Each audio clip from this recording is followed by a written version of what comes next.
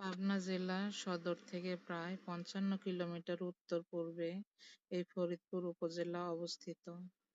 এই উপজেলার দক্ষিণে আছে সাঁথিয়া ও আটঘরিয়া উপজেলা, পূর্বে সিরাজগঞ্জ জেলার শাহজাদপুর উপজেলা, পশ্চিমে আছে চাটমোহর ও ভাঙ্গুড়া উপজেলা এবং উত্তরে আছে ভাঙ্গুড়া ও সিরাজগঞ্জ জেলার উল্লাপাড়া উপজেলা।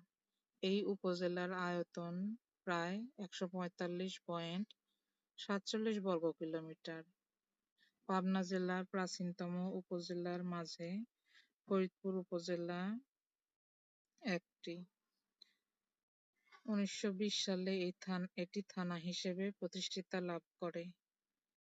২রা জুলাই ১৯৮৩ তারিখে আপগ্রেডেড থানা হিসাবে ঘোষিত হয় এবং একটি পৌরসভা ও ৬টি ইউনিয়ন নিয়ে এই উপজেলা গঠিত হয়।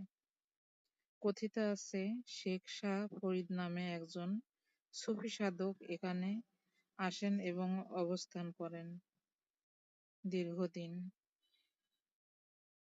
এবং এখানে তার সমাধি আছে বলে জানা যায়। তাই সুফি সাধকের নাম অনুযায়ী এখানকার নামকরণ করা হয় ফরিদপুর।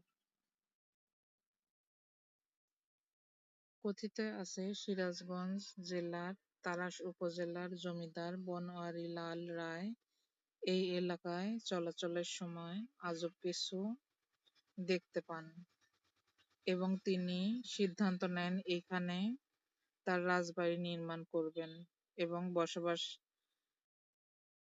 করা শুরু করেন। চারপাশে বিশাল দিঘি পরিবেষ্টিত এই রাজবাড়ি ১৪.২০ একর জমিতে প্রতিষ্ঠিত হয়। পাবনা জেলার এডওয়ার্ড কলেজ এর জমি ও নগদ ৫০,০০০ টাকা প্রদান করেন তিনি এবং দানবীর জমিদার নামে আখ্যায়িত হন। এই বনোয়ারি লাল রায় বাহাদুর খেতাব অর্জন করেন এবং তার নাম অনুসারে এখানকার নাম দেয়া হয় বনোয়ারি নগর বা বীরনগর। তিনি দানশীল ও শিক্ষানুরাগী ছিলেন, যার কারণে তিনি বহু জায়গাতে বিভিন্ন নামে বিভিন্ন ধরনের শিক্ষা প্রতিষ্ঠান গড়ে তোলেন।